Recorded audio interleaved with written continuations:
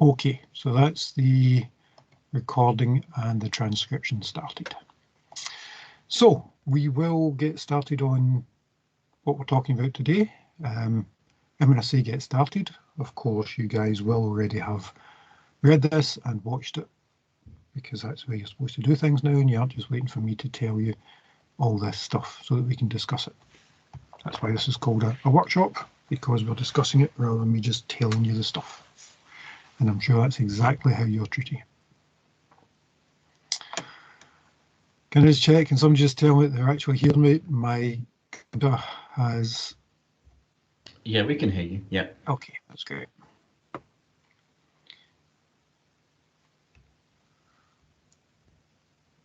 I'm just going to take on trust that it's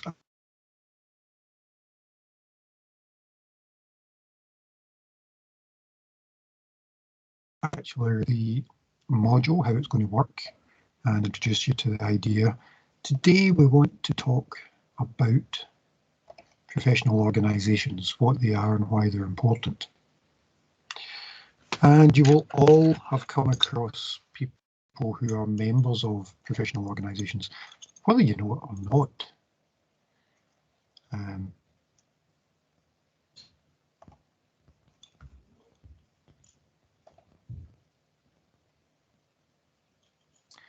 Come on, computer, you can do it.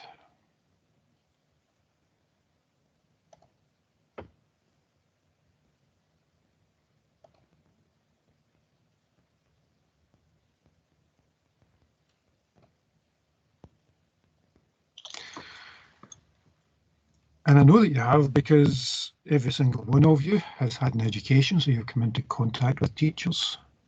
I can't imagine any of you have managed to get this far in life without seeing a doctor.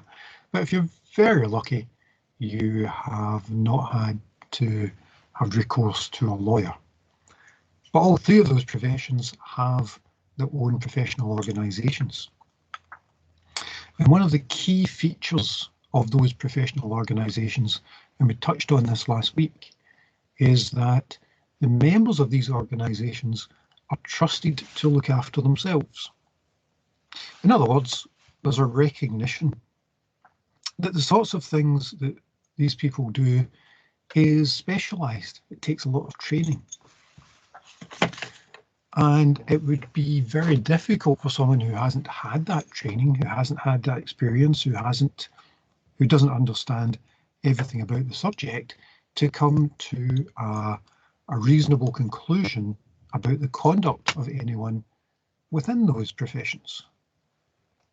I can't tell you whether a surgeon should have cut me open to do whatever they were going to do.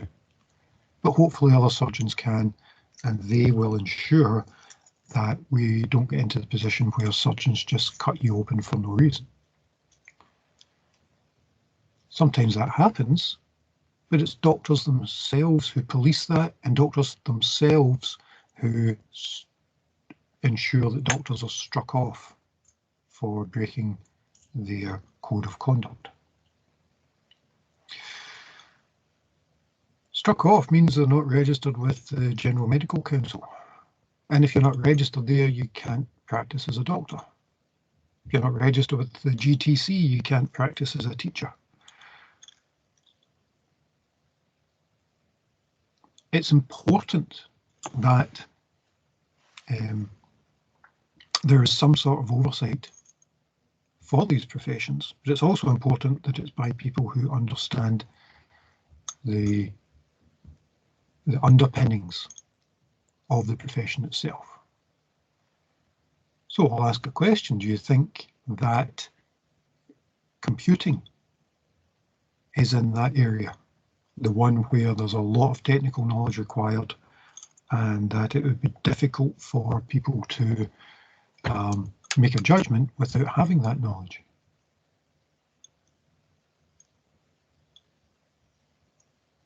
I would say increasingly, yes.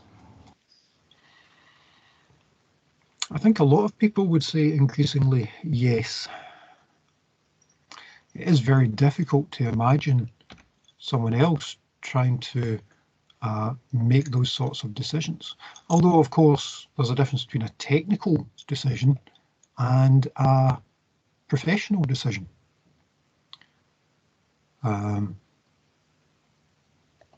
was a huge thing over the last couple of weeks about facial recognition in schools, where pupils would use their face in order to get their school meals. Now, on the technical side, it was all fine. They'd conformed to all the relevant protocols. Everything was done properly in that sense. But I think what people had forgotten was the ethical side of it, and no one had stopped to think, are we happy that we are capturing children's faces for facial recognition purposes?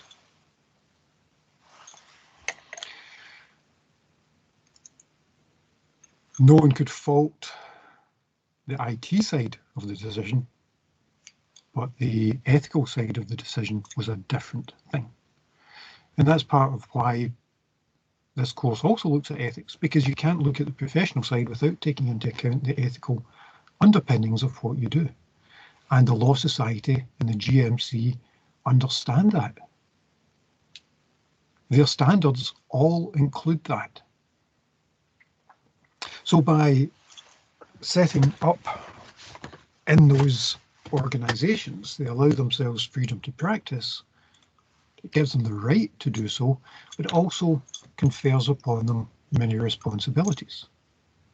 In other words, they agree to abide by the standards of their profession, which are not set in stone. They change as society changes.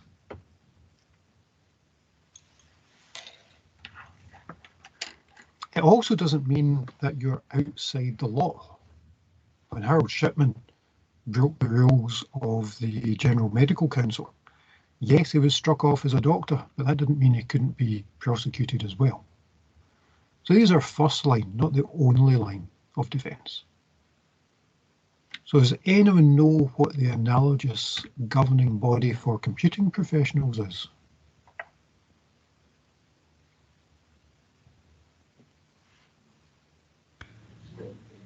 The BCN? The BCN? BCS. Thank you.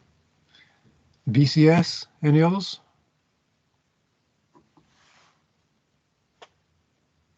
Is it IEEE? IEEE, Institute of Electrical and Electronic Engineers. Any others? The Institutes of Analysts and Programmers. See, you did something really good there. You looked up the lecture, you looked up the notes, but what you didn't do was follow through to find out that the Institute of Analysts and Programmers is now part of the BCS. Or is that the ACM? I've forgotten now. You'll need to look it up and tell me. I might have got that wrong. So hang on. If you want to study if you want to practice as a teacher, you're a member of the GTC, and if you want to practice as a doctor, you're a member of the GMC. But if you want to practice as a computing professional, you're going to have to be a member of the BCS, the IEEE, the ACM, and the IAP.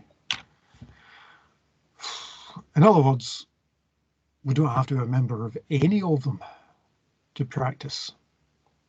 So there's no oversight. Anyone can just go into Vistaprint and say, hello, Fred Flintstone, IT professional, hire me.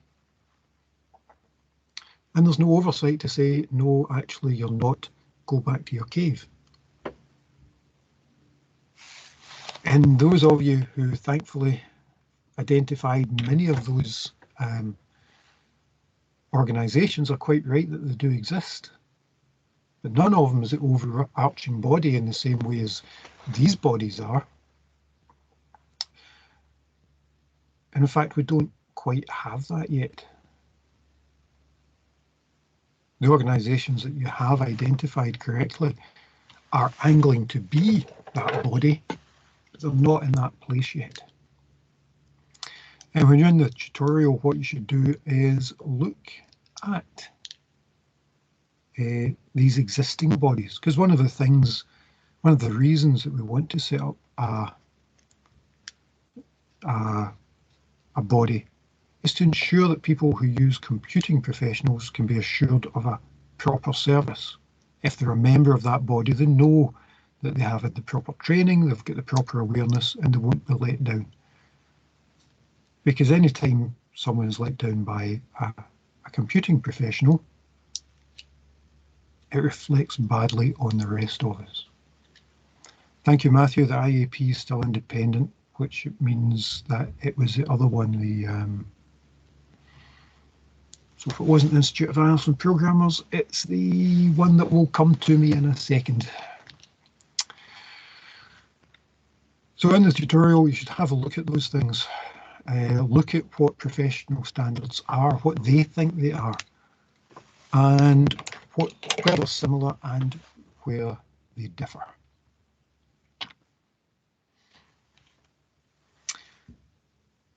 Of course, some people disagree that we should have the ACMs. Thank you, Matthew, you're right. Many people think that we shouldn't have an overall governing body.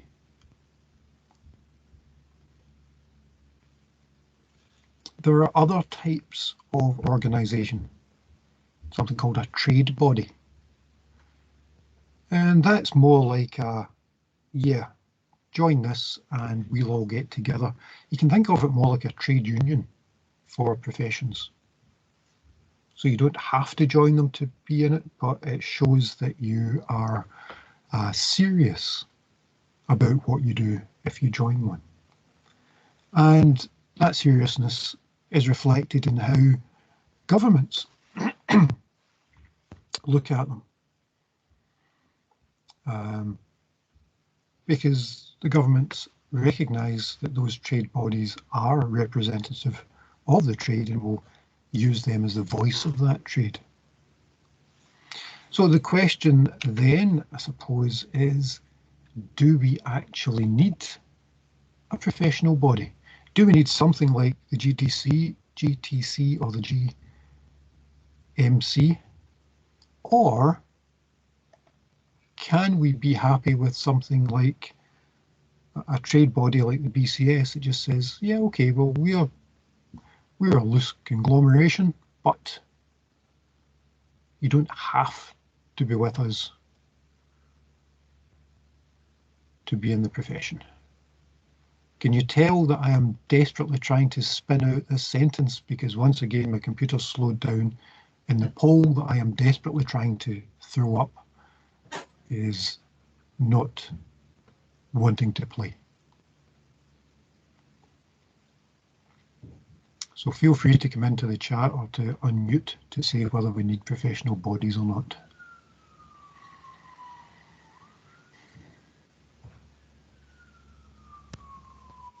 I'd go for the most diplomatic answer. It depends. I feel like it's a bit Always weird my that you can't favourite get answer. struck off for doing something like deeply unethical, Yeah. given the extent to which all of this affects us.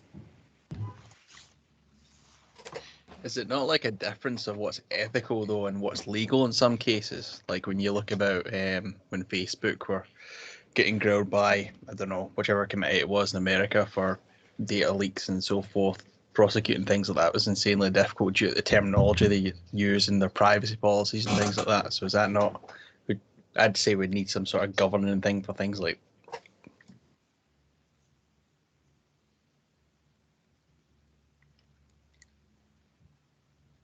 Oh, you cut off in your brain there, or maybe it was just me.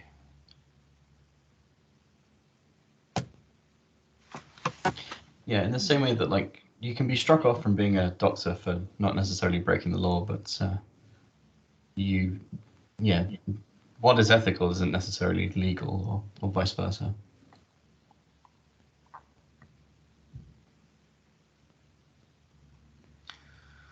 All true, and in fact some lawyers make a living out of finding things that perhaps are legal but shouldn't be and are certainly not ethical. Anybody who goes into tax law, for example, and works on tax avoidance, not, it has to be said, tax evasion, which is the illegal one.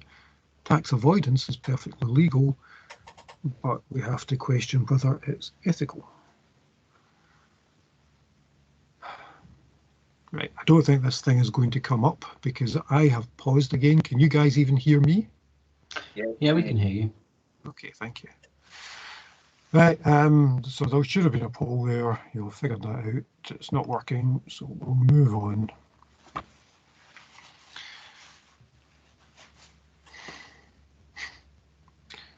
Say we'll move on. That would involve my computer doing something. There we go. So the sorts of discussions that you were having there are exactly the sorts of discussions that people have been having and continue to have. I think it's fair to say that the consensus is that we would quite like to have a professional body, if for no other reason than to protect ourselves. You guys are going to leave here after 4 years with an honours degree, hopefully. It seems a touch unfair that you could set up shop on Paisley High Street and anyone else could set up in a shop next to you and claim exactly the same things, and no one would be able to check. So it would be quite nice to have somewhere that says, yes, this person is who they say they are. They have got the training that they insist they have, and that they have signed up to a code of ethics and a code of conduct that ensure that they will work with you properly. So as I say, I think it's pretty much agreed that we should be moving towards this. We haven't made much of a... Yeah, we've made some progress, but not enough in creating a body that will allow us to do all of those things that you can see on the slide. Having said that, there is a body, or several bodies that do some of those. The only issue is that it is a voluntary body and not a mandatory one. So the ones that you specified earlier, the BCS, the IAP, the ACM, the IEEE, they all have codes of conduct, codes of ethics, codes of professional standards. They all have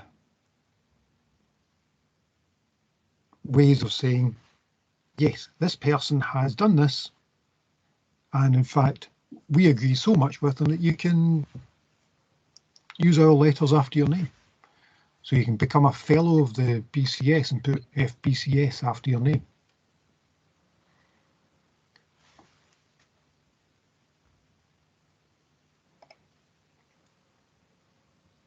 And that in itself is an issue, not the putting letters, the fact that we've got so many organisations. Because now we've got all these competing organisations all wanting to be the ones that say, yes, we are the computing people.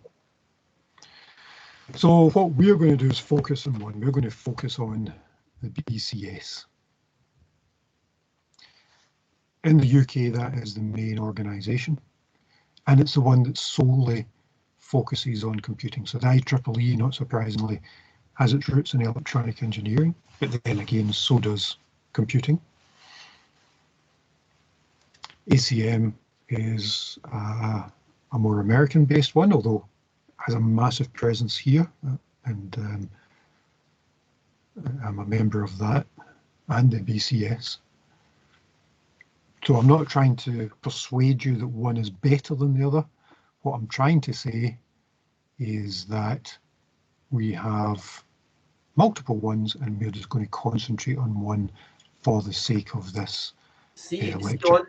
Sorry to interrupt, Tony. See, on the BCS, is that obviously the I was talking to obviously the guy above me, the senior, and he was saying to me that that's one of the better ones to go for because I'm looking to get into NHS in a few years' time. And he was saying to join that because I can join as a professional because I've obviously been in a job for 5 years now as an ICT officer, so I'm just back finishing my degree. And he says that's the better one to go, but he says that obviously what he needs to do is once I apply, he writes a report. Is that right on that? Yeah. Yeah. In fact, we're going to have a lecture on how to do that. Right. So it's coming up straight after this. Oh, fantastic.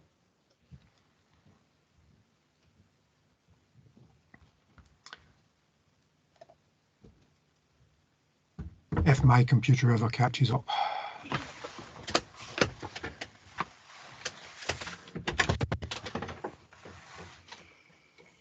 We just need to take it in. Leave the box in there. That'll keep. Did that poll ever jump up? No, I don't think so. No, I don't think so either. No.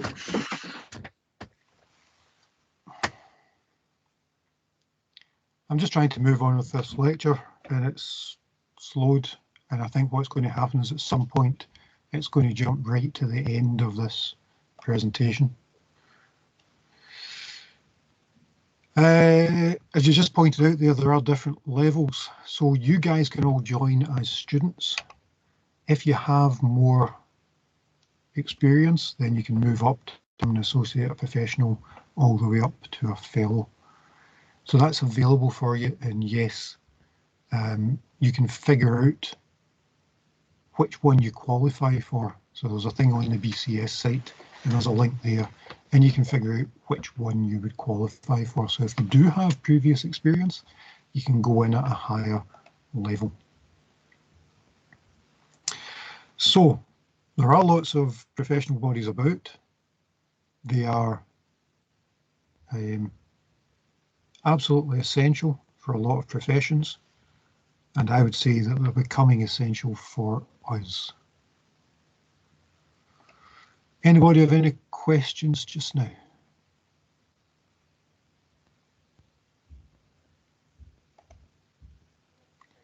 I hope you've got lots of questions, because it'll take me an age to start up this new presentation, I'm guessing.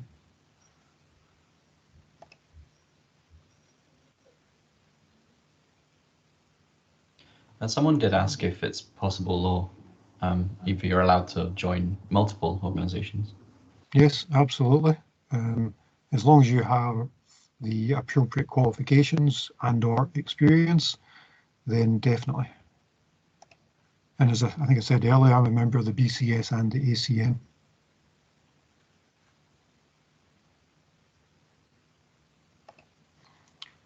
Drawback is you also need some money, because they do charge fees for you to join.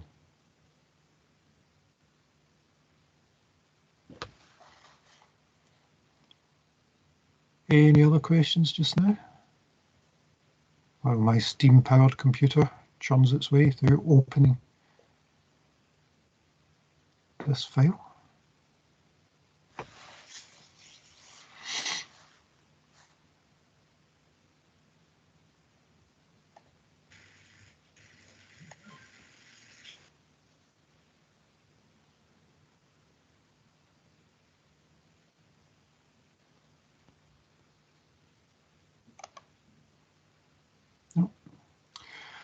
Okay, that's been 50 minutes. What I think we'll do then is we'll take a 10-minute break. I might let my computer catch up with itself, and it'll give you guys a chance to get a cup of tea.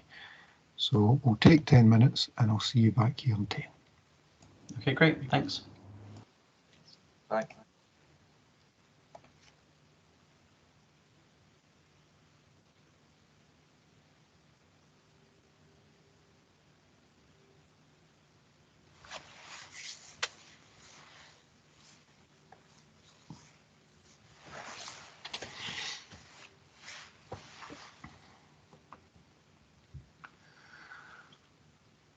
Okay, Google, set 9-minute timer. All right, 9 minutes, and that's starting now.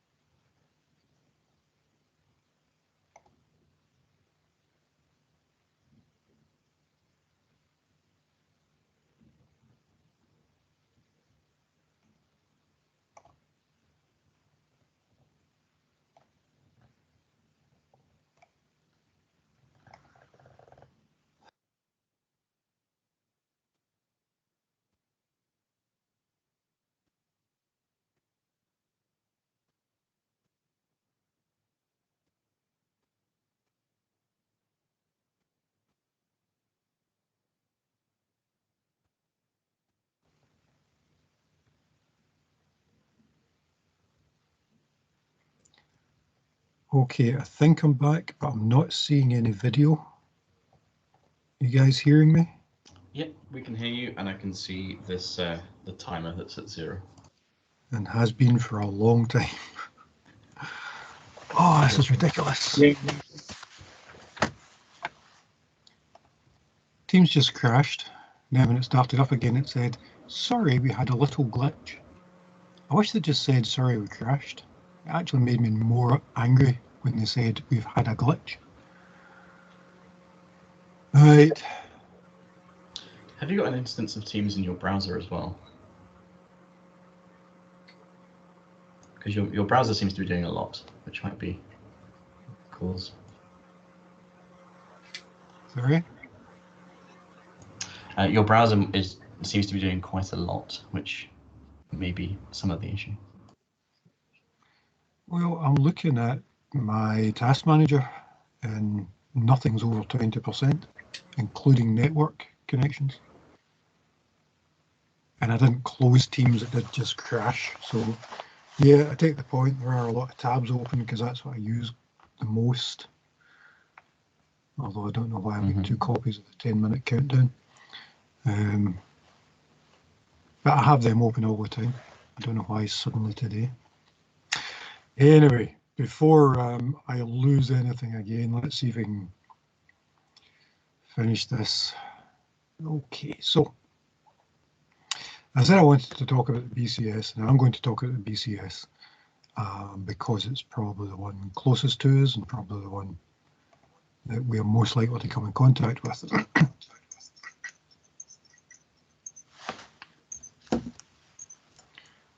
Yep.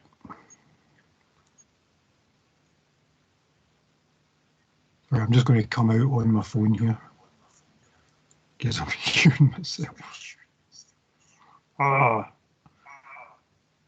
Hang up. How do I hang up?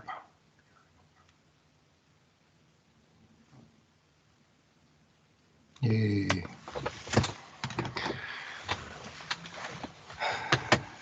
There's anything worse than listening to yourself being recorded. It's listening to yourself speak and then hearing the recorded version 3 seconds later.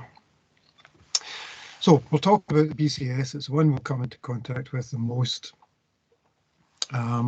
But be aware when I'm talking about the BCS and when I'm talking about things like the codes of conduct and what they expect from you, there are very similar things for every other institution. So don't think this is just about the BCS. It's about all of them really, but we're using the BCS as an example. Oh, come on.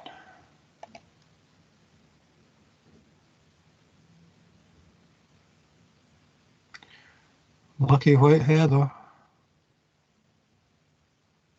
Get your lucky white heather here.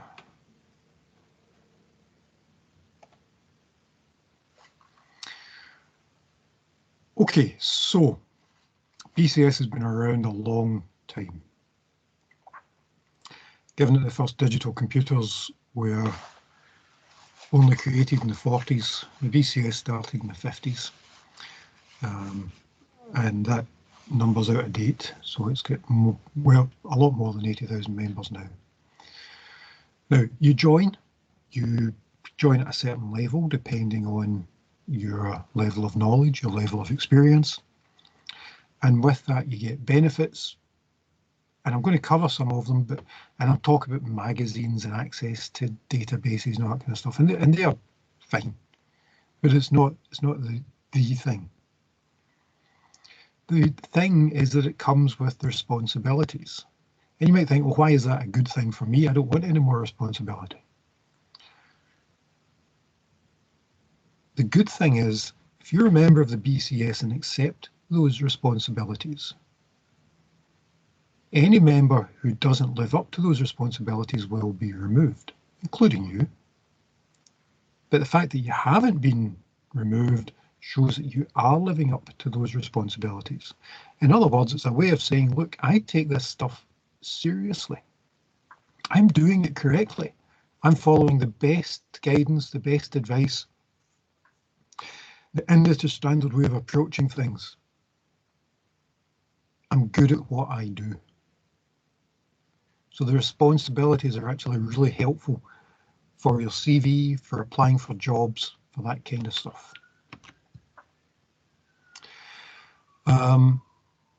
As we talked about earlier, we don't have a governing body yet, but that's what the BCS wants to be. So it wants to get to the point where it's the GMC for computing people. Having said that, it's well on the way. I mean, if the government want to know something computing based,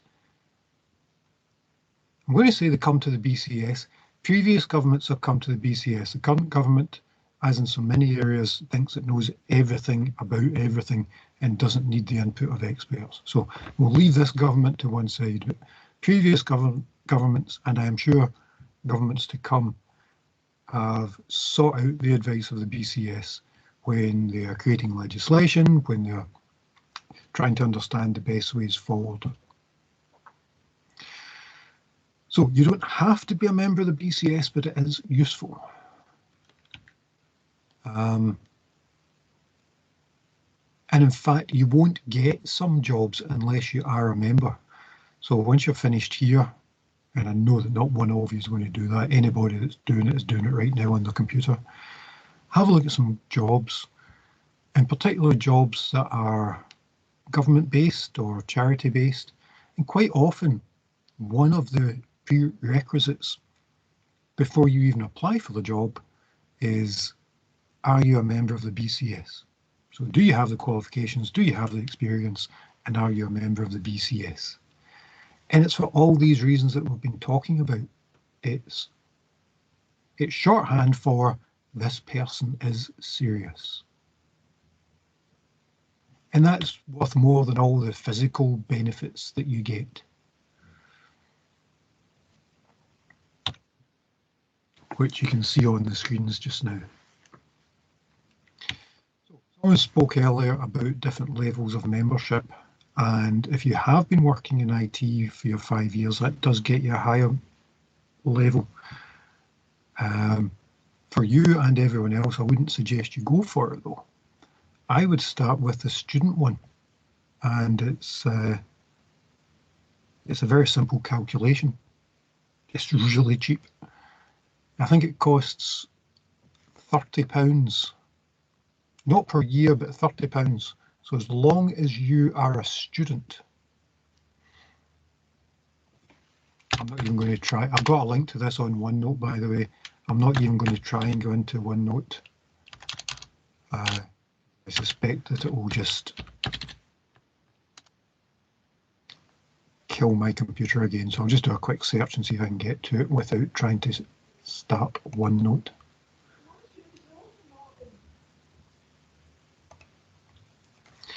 So as long as you're a student, you can be a student member, and I think it costs you £30. And for that, you get all the stuff that you already saw. And it means that when you're applying for jobs, you can say, look, I'm already a member of the BCS. It's so important, in fact, that for some of you, simply taking your degree allows you membership of the BCS at a higher level.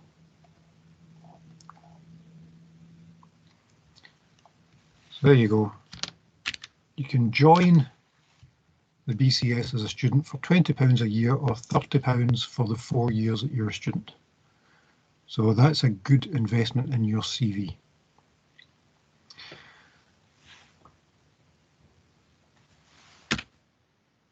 Once you've done that, you can start to move up. You can become an affiliate. So that's where you have no experience and you're just starting in IT. But again, you want to show that you're serious. You then move on to associate, to where you have some experience, a year, and professional. And you're quite right, it's 5 years IT experience or 3 years experience or a BCS accredited honours degree. And for those of you doing computer science, that includes you. So as soon as you graduate, you can join the BCS at a professional level. It'll cost you more than your student one, but again, it's a good investment in your future. So it's the sort of thing, join just now as a student, get it on your CV, and then when you get the job, immediately convert it, or not immediately, but the next time they ask you for money, convert it to a professional one. As I say, the computer science program is accredited. Some of the others are as well. I think the networking one is, but check with your program if that's included. Every 2 or 3 years, I can't remember what the frequency is, we actually have to prove to the BCS that we are keeping up to the BCS standards, and that's why simply gaining your honours degree will allow you access at professional level. Thanks, Stephen. Networking is also included in that. We're currently working towards getting cybersecurity included, but I don't think that is just now. So 30 quid, student membership, gets it on your CV, and it's just one of those wee points of differentiation. For all those people who thought, well, I can't be bothered, or oh, the 30 quid's better spent in Wetherspoons for 6 hours solid drinking in there. Yeah, so thanks, Kieran, thanks, Stephen. Networking is accredited.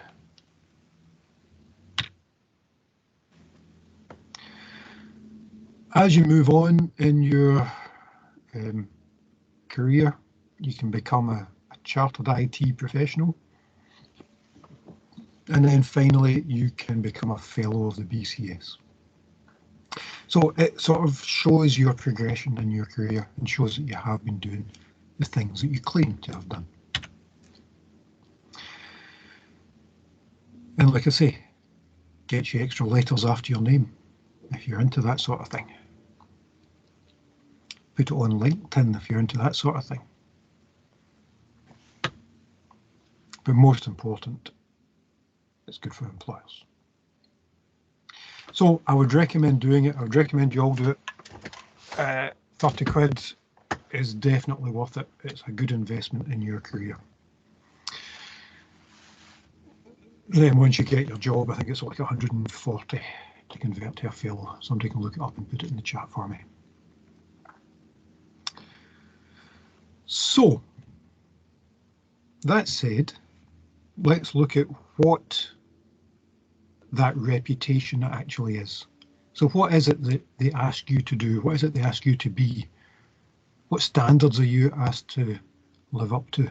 And as I said, we're looking at BCS, but the other organisations are very similar.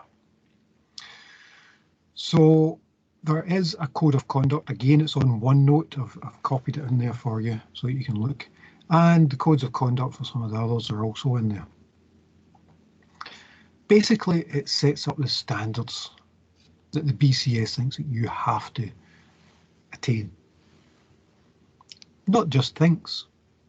There's sorts of standards that it will kick you out for if you don't attain to them.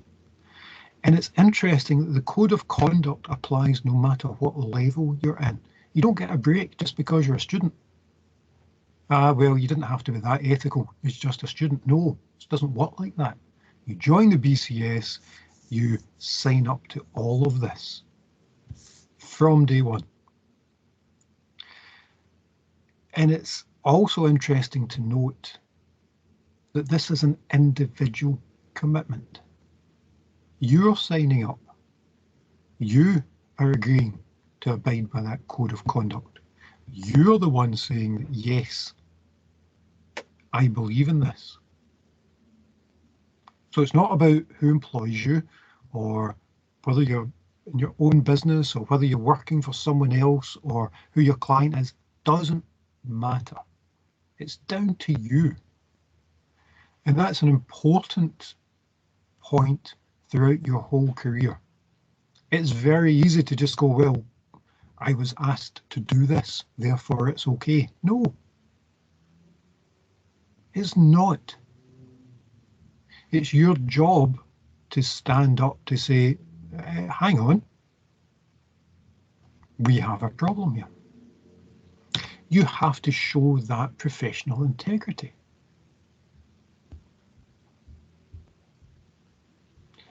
It doesn't mean you're always right, but nor does it mean that the other people are right either. It definitely does mean that you have to have that conversation and try and understand how things actually are. One of the things I ask you to do is give honest criticism of other people's work. There's no point in saying, "Hi, that's fine, pal. Batter on." That doesn't help anybody. So trying to understand how to give that criticism and do it well so that it's constructive is a key part of becoming a professional. That's part of the reason, of course, why you're doing the peer assessment in this module. It's part of that learning process, to read other people's work, to evaluate it, and to give an honest criticism of where it is. And I mean criticism in its true sense of the word.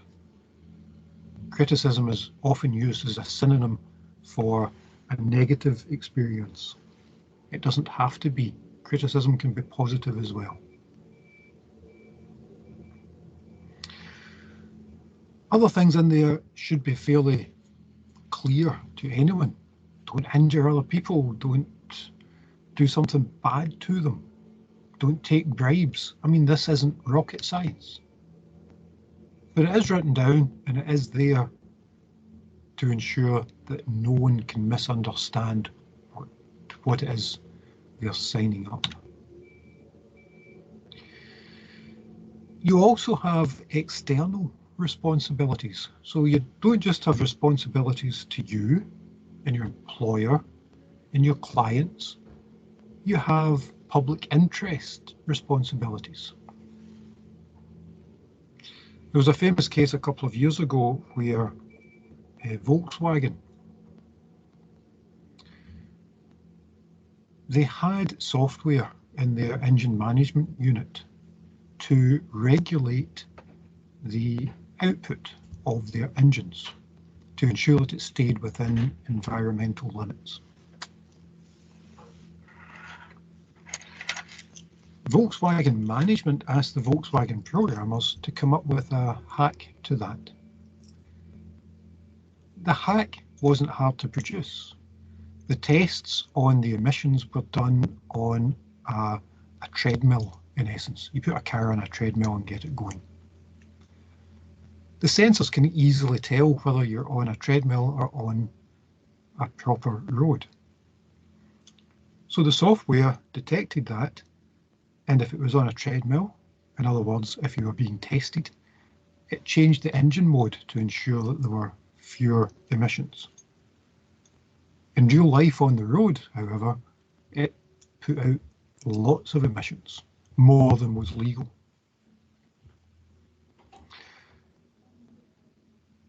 The programmers who did that broke the public interest responsibility clause of the Code of Conduct. How can it possibly be in the public interest to try to ignore the proper legislation? The defence, of course, is, oh, well, that's what my boss asked me to do. That isn't a defence. Not only is it a defence in the BCS, it's not a defence in law. The programmer who did it gets sent to prison for 2 years and get fined, somebody can check for me, but from memory, $50,000. And that's why I said it comes down to you in the end. It's not about, oh, someone else is forcing me to, or this is someone else's call. No, everything you do ends up at your door, whether you're a member of the BCS or not. So it's up to you to look after the public interest in whatever form that comes. Whether it's about law, whether it's about discrimination, or anything else. It's up to you to promote it and to speak out if you see other people trying to break those kinds of responsibilities. We were talking earlier about whether it was fair that other people could set up as an IT person without having had the training that, for example, you guys have had. That's also contained in the BCS Code of Conduct, and it's about professional competence. Basically, being able to do what you say you can do. Sometimes that comes from your representation of your skills.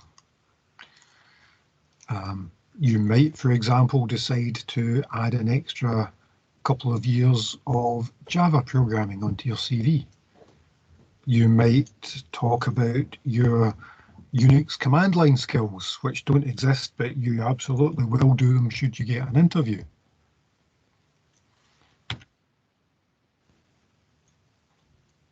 Part of the Code of Conduct says, no, don't do that. Because you have to be realistic. If you get a job that says, oh yeah, of course I can do Unix command line, and then it turns out you can't, you've got a problem. Your employer has got a problem. It's a problem for everybody. So one of the things is to say, only do things that you actually can do, things that are within your competence. And you know something, if things aren't in your competence, so you get the job and you're asked to do other things, that's absolutely fine, because a key thing about any professional is that they continue to develop. They develop their skills, they develop their understanding. I once had a student who, when I was talking about this stuff, said, I'm not interested. I don't want to know anything about this. Teach me how to get a job, and that's me fine. Well, that's great. Except, as I may have mentioned before, if that was the case, then I would be sitting teaching you about Fortran and COBOL. COBOL still needed. I can't remember the last time I saw an advert for Fortran. So I've developed my skills as my career has progressed and changed. So you have to do that too. So one of the things you're signing up to is continuous learning, continued professional development.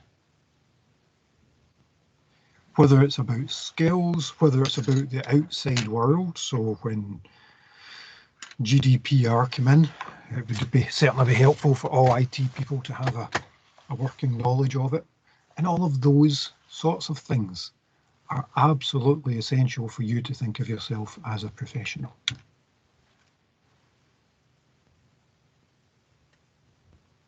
When you're doing it, you have to be competent at it. You can't just go, I'll give it a go, let's see what happens. No, you're there to do a job. So you have to take care about what you're doing and make sure you do it properly. Again, on the VLE, there are all sorts of examples where people have not done that and the outcomes have been less than ideal. Now, sometimes less than ideal is the fact that a computer falls over. You can't get it fixed for 2 days and the company loses a lot of money. Certainly won't make you popular in the company. Other times, depending on what you're doing,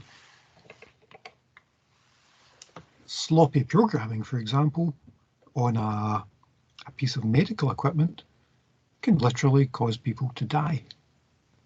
And there's an example of that on the VLE. Sometimes we don't know what the effect will be. Sometimes sloppy programming just means that some poor lecturer somewhere has a huge issue getting onto an online lecture.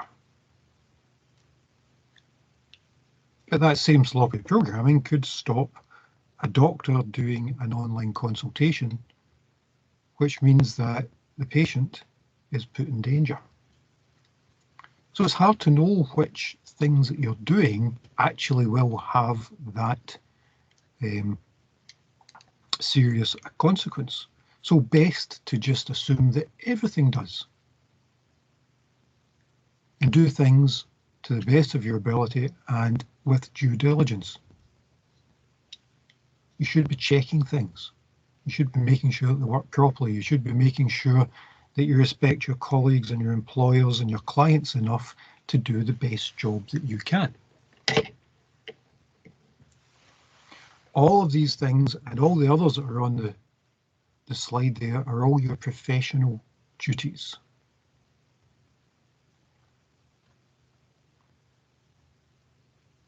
These will evolve. If you're working on a system that includes people's personal details, well, you shouldn't be accessing those details because that's confidential. You might have access to them because you're working on the system, and accessing them in order to test the system is fine.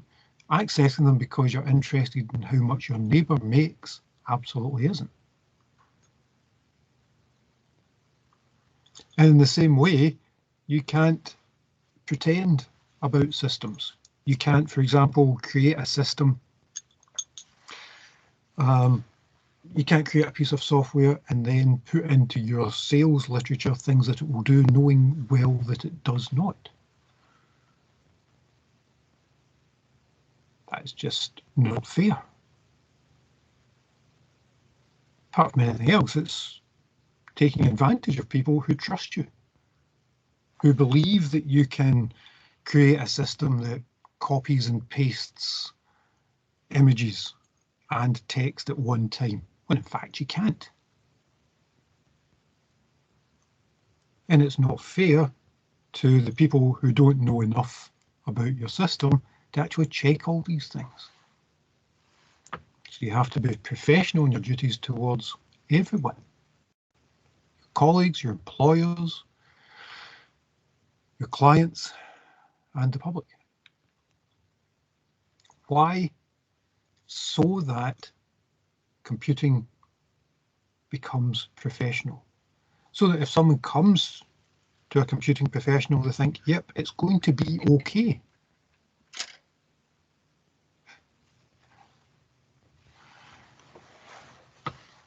As I'm recording this and putting it onto YouTube, I'm not going to comment on that comment that just popped up, but I would probably agree. Where was I? Yeah, so the whole idea about all of these things is it then burnishes your reputation. It ensures that not just you, but everybody who's involved in computing then becomes a person to trust, a person who is able to be trusted to do a project, to do anything at all.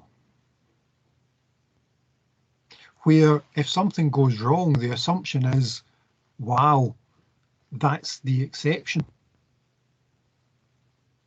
All too often, and if you don't believe me, do a quick Google search for IT project failures.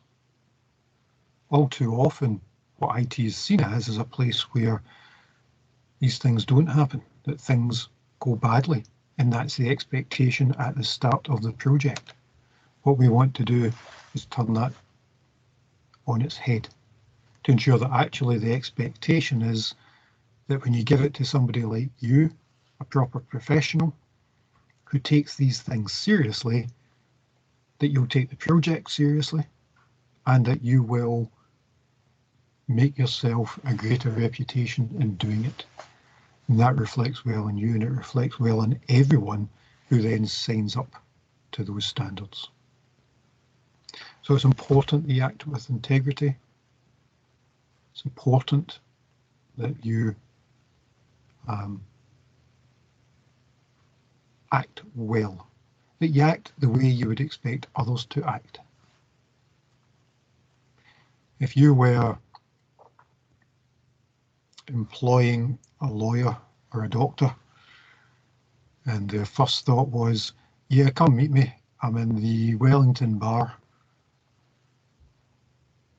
it's not the first thing that you think of.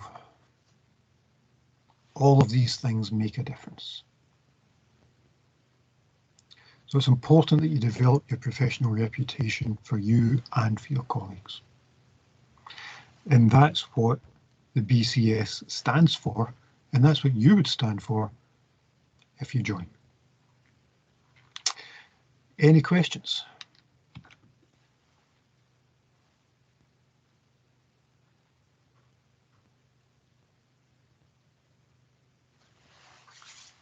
Are you a member? You're saying about the BCS is there, you have to uphold the responsibilities. How does the BCS make sure that you're doing that? It's a very good question. In essence, it doesn't. So it's up to you to self-report if you do something wrong. Clearly, if it's a big issue. So say, for example, someone takes you on, you're a member of the BCS, someone could quite easily contact the BCS to complain about you, in which case that would then be held. But if no one thinks to do that, then you're very much on your honour here.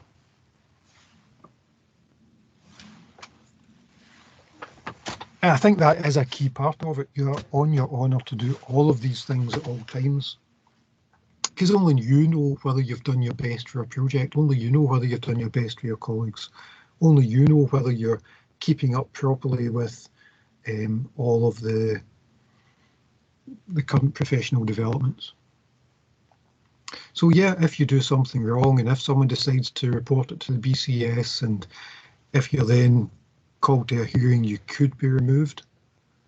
But I think that's looking at it from the wrong perspective. We're doing these things because we want to be better, not to try and simply give us an extra line in our CV.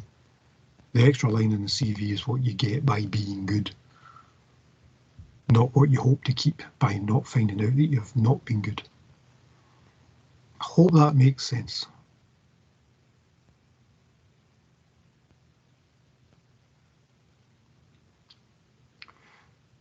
Any other questions?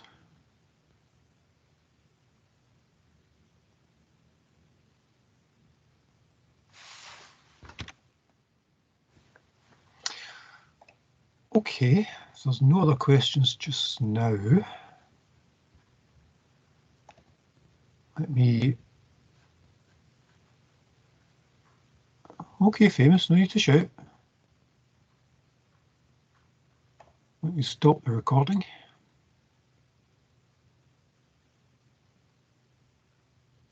Albeit very slowly.